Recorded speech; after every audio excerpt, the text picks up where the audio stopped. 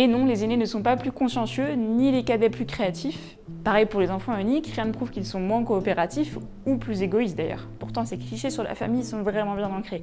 Et on peut comprendre pourquoi. C'est tentant d'associer un ordre de naissance à un caractère, un sens des responsabilités, une sociabilité et même un projet de vie. Sauf qu'à y regarder de plus près, la plupart des théories ne tiennent pas vraiment, même si beaucoup d'études pointent des corrélations de ce genre.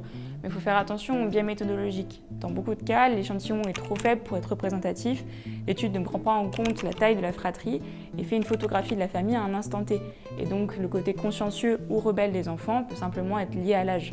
Et c'est qu'en 2015 qu'on a eu des méta-analyses assez larges pour pouvoir tirer le vrai du faux, notamment grâce à une étude qui a suivi plus de 300 000 lycéens américains et qui a examiné l'ordre de naissance, l'intelligence et la personnalité. Et les résultats sont clairs, être le cadet, la benjamine ou l'aîné ne va pas conditionner ni notre stabilité émotionnelle, ni notre personnalité.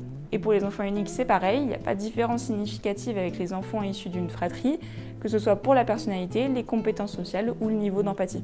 Bon, après, dans tous ces clichés, il y a quand même quelques vérités, notamment les aînés. Ils ont 1 à 2 points de QI en plus que leurs cadets. C'est une différence très légère qui s'expliquerait par le temps que les parents peuvent accorder au premier-né. Finalement, ces clichés, on les entretient sûrement parce qu'ils nous aident à mieux comprendre les réactions de nos amis, de nos enfants, de nos frères et sœurs. Et un peu comme l'astrologie, c'est rassurant et ça donne l'impression qu'on appartient à un groupe.